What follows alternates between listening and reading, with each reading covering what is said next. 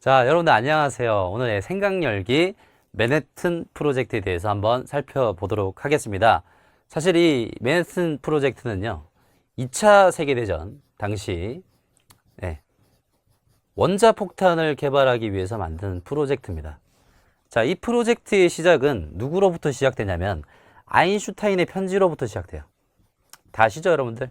아인슈타인 굉장히 유명한 유태인 과학자죠. 독일의 나치로부터 핍박을 피해서 미국으로 망명해온 과학자입니다. 아인슈타인이 편지를 누구에게? 루즈벨트 대통령에게 씁니다. 그래서 이 프로젝트가 시작이 되고 결국에는 수많은 과학자들이 참여를 해서 이 프로젝트를 완성시키게 되죠. 그런데 완성 이후 이 과학기술은 과학자들의 통제 영역으로부터 완전히 벗어나게 됩니다. 자, 그래서 이런 현상을 발견하게 되죠. TV에서 이런 방송이 나옵니다. 일본 히로시마에 원자폭탄이 투하되었다. 실제로 사용되었죠. 아니, 이런 일이 일어나다니. 깜짝 놀랐습니다. 자, 나는 과학자일 뿐이야. 끊임없이 연구하여 핵분열을 발견했고 과학사에 아주 중요한 업적을 남겼다. 그렇죠. 긍정적이면서도 좋은 과학기술의 영향력을 얘기할 수도 있습니다. 하지만 문제는 뭐냐면 내가 발견한 이 핵분열 기술 때문에 이런 대참사가 일어나다니. 모든 의 책임이다 라고 지금 고뇌에 빠져 있는 과학자의 모습이 보입니다. 이 과학자는 아마도 아인슈타인이라고 생각이 들어요. 왜냐하면 아인슈타인은 이 프로젝트에 실제로 참여하진 않고 핵분열 기술에 대한 정보만 전달해주고 원자폭탄을 만들 수 있게끔 도와줬습니다. 그 이후로 아인슈타인은 사실 핵무기 반전 시위도 많이 참여를 했었고요. 자, 그렇다면 핵분열을 발견한 이 과학자는 원자폭탄 피해에 대한 책임을 져야 할까요? 어느 정도 선에서 책임을 져야 되고 책임을 지지 않아야 될 때는 왜 책임을 지지 않아야 되는지도 한번 생각해 보도록 하겠습니다. 자, 두 번째, 내가 만약 핵분열을 발견한 과학자라면 여러분들이라면 과연 어떻게 하실 겁니까? 굉장히 심각한 표정에 빠져 있죠. 자, 오늘의 학습 목표부터 말씀드리겠습니다. 과학기술의 사회적 책임 문제에 대한 자신의 입장을 말할 수 있다. 자, 과학기술이라는 건요, 개인적 차원의 문제를 넘어서, 개인적 책임의 문제를 넘어서 사회 다수에게 영향을 미칠 수 있다라는 점에서 자신의 입장을 말할 수 있어야 되고요. 과학기술 시대에 요청되는 윤리. 자, 여기서 중요한 거는 과학기술이라는 것도 하나의 인간의 행위가 들어가게 됩니다. 윤리라는 것은 이 행위를 바탕으로 만들어지는 선악의 판단 기준이라는 거죠. 그래서 옳고 그름에 대한 판단을 한번 해보도록 하겠습니다. 그리고 과학기술에 대한 책임으로서 내적 책임과 외적 책임에 대한 구분, 그리고 요나스의 책임 윤리를 자세하게 이번 시간에 배워보도록 하겠습니다. 자, 첫 번째, 요나스는 한스 요나스, 19세기 독일의 철학자이자 신학자가 이런 질문을 던집니다. 현대사회에서 윤리적 책임이 커지는 이유는 무엇일까요? 그에 대한 이유 세 가지를 정해 보았습니다.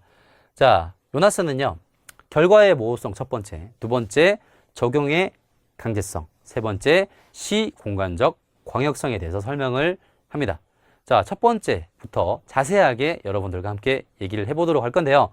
자, 결과의 모호성, 과학기술에 대한 결과 예측이 상당히 모호하다라는 거죠. 여러분들 생각해 보시면 인간이라는 존재는 사실 미래의 모든 현상을 다 예측하고 살아갈 수는 없다 이겁니다. 생각해 보면 모든 미래의 결과를 예측한다 라고 한다면 우리에게 불운이나 불행은 전혀 찾아오지 않을 요소가 된다라는 거죠. 자, 과학기술이 선한 의도로 개발되었다고 칩시다. 그런데 이 선한 의도가 나중에는 나쁜 결과로도 이어질 수 있다라는 거죠. 어떤 사례를 말씀드릴 거냐면 일본의 후쿠시마 원전 한번 설명을 해드리겠습니다. 사실 후쿠시마 원전 원자력 발전 기술이라는 것이 선한 의도로 만들어진 거죠. 값싼 적은 우라늄을 가지고 에너지를 나누겠다라는 그런 선한 의도로 만들어진 겁니다. 그런데 나쁜 결과는 무엇이냐면 쓰나미가 덮쳐왔다라는 거죠. 그래서 이 후쿠시마 원자력이 파괴가 되고 방사능이 유출되는 그런 예측 불가의 상황도 발생할 수 있었다라는 점입니다. 자, 그리고 두 번째, 적용의 강제성. 과학기술 사용이 지속적인 욕구로 자리 잡으면서 비윤리적인 기술의 개발과 적용을 막기 어려워진다. 여기서 중요한 것은 비윤리적인 기술의 개발과 적용이 이루어진다라는 거죠. 자, 욕구는 강요합니다. 우리에게.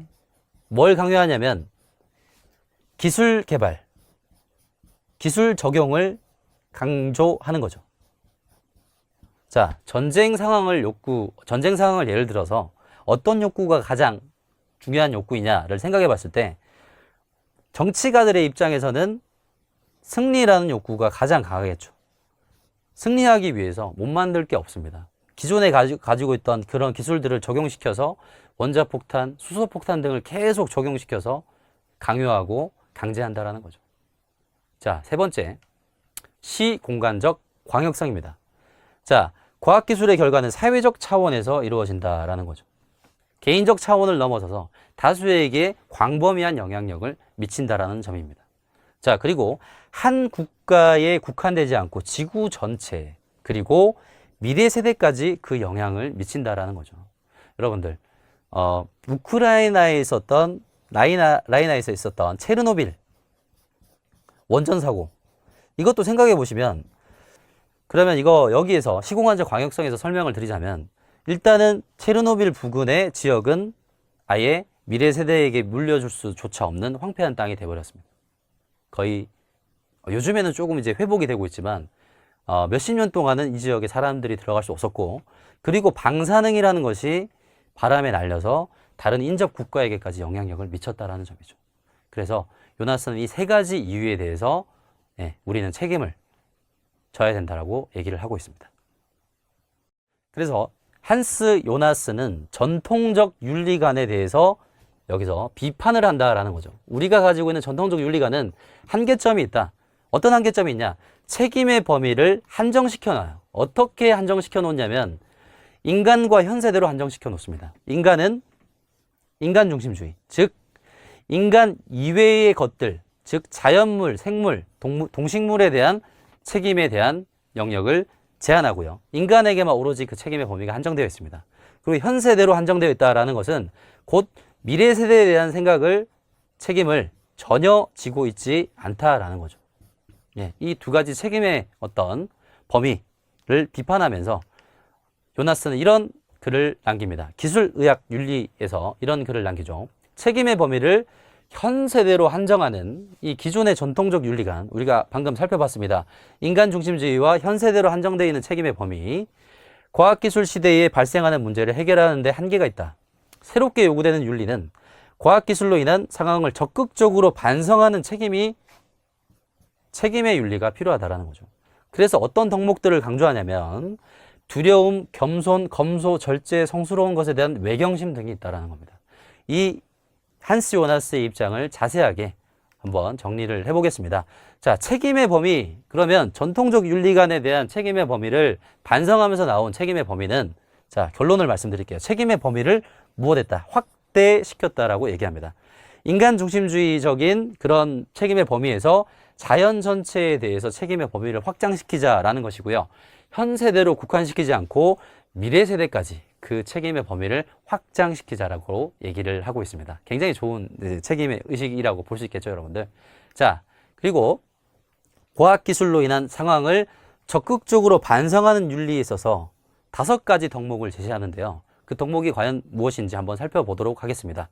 자, 두려움, 절제, 겸손, 외경심, 검소인데 사실 과학기술에 대한 두려움. 자, 과학기술이 사회적으로 미칠 수 있는 부정적 영향이 생긴다면 어떻게 해야 될까요? 우리는 두려워하는 자세. 아주 두려워하는 자세. 이 두려워하는 자세는 필연적으로 어떻게 나아가게 되냐면 겸손의 자세로 나아갑니다. 겸손해 반대말 여러분 거만해지죠. 이렇게. 과학기술을 보더라도 나는 과학기술을 어떻게 통제할 수 있어. 이런 것보다도 겸손하고 두려워하는 이런 낮은 자세가 필요하다는 겁니다.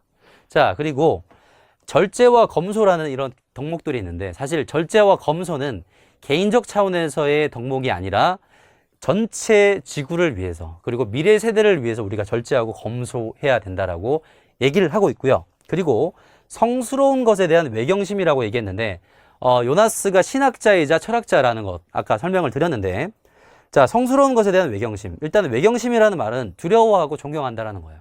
두려워하고 존경한다. 어떤 것을 두려워하고 존경한다? 때묻지 않은 순수한 자연과 생명체, 동식물에 대한 외경심이 필요하다라고 얘기를 하고 있습니다. 자, 그래서 주장, 과학기술의 발전이 사회에 미치게 될 결과를 예측하면서 우리는 그것에 대한 도덕적 책임의 필요성을 당연히 느껴야 된다라고 얘기를 하고 있고요. 그리고 위험한 예측 결과가 있다라면 연구와 영향력 행사를 포기할 줄 아는 겸손한 자세, 아까 말씀드렸죠? 낮은 자세로서 사회적 결과에 영향에 주시할 필요가 있다라는 점 꼭 기억해 두시기 바라겠습니다. 자, 그리고요, 이제 책임윤리의 관점에서 과학기술의 바람직한 활용을 위해 필요한 노력들에 대해서 살펴볼 건데 이것도 세 가지를 여러분들과 함께 학습해 보도록 하겠습니다. 과학기술의 내외적 책임, 사회 제도적 차원의 노력, 그리고 마지막으로 시민의 노력에 대해서 살펴보겠습니다. 자, 과학기술자의 내적 책임. 자, 여기서 이 내적 책임이라는 거는요, 연구 자체에 대한 책임입니다. 즉, 연구 과정에서의 책임인데요. 과학이라는 것이 신뢰성과 객관성을 항상 유지시켜 나가야 된다는 점이에요. 그러기 위해서는 첫 번째, 정보나 자료를 표절, 조작, 날조해서는 안 된다라는 거죠. 특히 과학기술은 그 영향력이나 파급력이 상당히 강하기 때문에 거짓, 날조된 정보를 써서는 안 됩니다. 자, 두 번째, 연구 윤리를 지키며 자신의 연구가 참 또는 거짓인지 진위 여부를 밝혀야 된다는 거죠. 특히 이 연구 윤리라는 거는 연구 실험 대상자들에게 사전에 어떤 충분한 정보와 충분한 동의를 거쳐서 진행되어야 된다는 점이 있고요. 그 다음에 진위 여부. 왜 진위 여부가 중요하냐? 거짓 과학 연구일 경우에는 사회적으로 미칠 수 있는 영향력이 상당히 크고, 그리고 이 거짓 연구는 과학기술로서의 아무런 의미가 없기 때문입니다. 자, 그리고 이제 외적 책임을 살펴볼 건데요. 이제 이 외적 책임의 정확한 의미를 보자면 사회에 미칠 영향에 대한 책임이에요. 자, 연구 과정 그 자체였다면 이제 연구물이 사회에 나갔을 때 우리 세대들에게 줄 수 있는 책임의 영향력에 대해서 살펴볼 건데, 첫 번째는 자신의 연구활동이 인간의 존엄성을 구현하고 삶의 질 향상을 위해서 이러한 것인지를 항상 성찰해 봐야 된다는 거예요. 이게 바로 여러분들 사실 과학기술의 궁극적 목적이라고 생각합니다. 궁극적 목적이어야 하고요.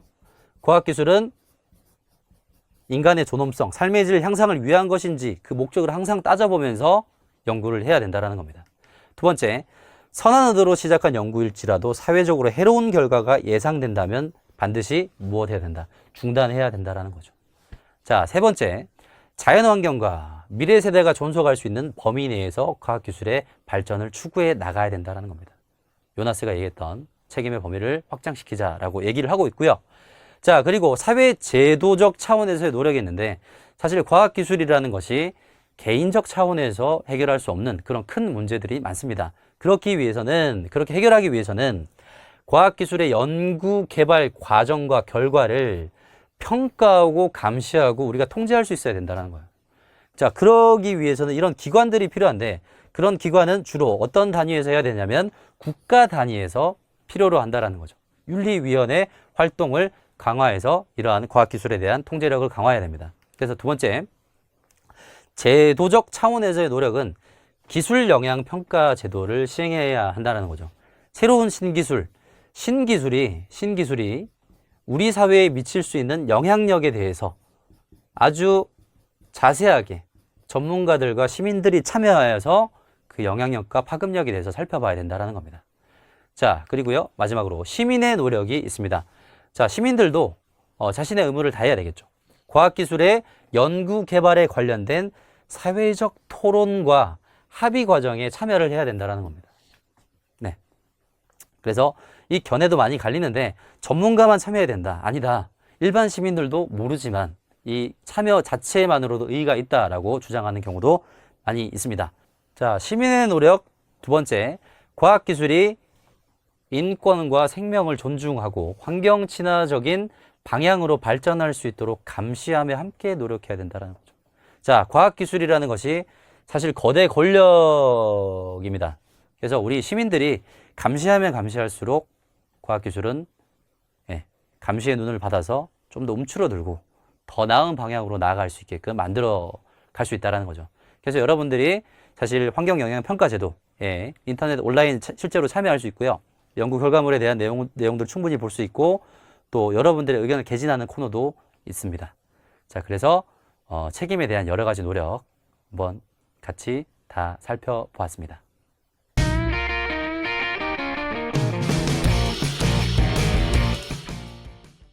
자, 여러분들과 함께 오늘 배웠던 내용들을 요약 정리해 보도록 하겠습니다. 과학기술 시대에 요청되는 윤리. 현대사회에서 윤리적 책임이 커지는 이유 우리가 세 가지 얘기했었죠. 결과의 모호성, 모든 결과를 예측할 수 없다. 선한 의도로 하더라도 부정적 결과가 나올 수 있다. 적용의 강제성. 자, 우리들의 욕구가 계속적인 기술의 적용을 강제한다라는 거죠. 그 다음에 시공간적 광역성. 과학기술이 미치는 영향력은 한 국가에 국한된 것이 아니라 지구 전체, 그리고 현 세대만 국한된 것이 아니라 미래 세대까지 쭉 연결될 수 있다라는 겁니다. 자, 그리고요. 과학기술에 대한 책임 윤리를 다뤘는데, 자, 요나스의 책임 윤리에 대해서 우리는 배웠습니다. 정말 중요하고요. 책임의 범위를, 자, 전통적 윤리에서는 인간과 그리고 현 세대로 한정시키자라고 얘기를 했습니다.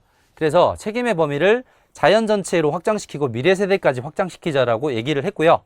과학기술로 인한 상황을 적극적으로 반성하는 윤리의 필요성을 제시하고 있습니다.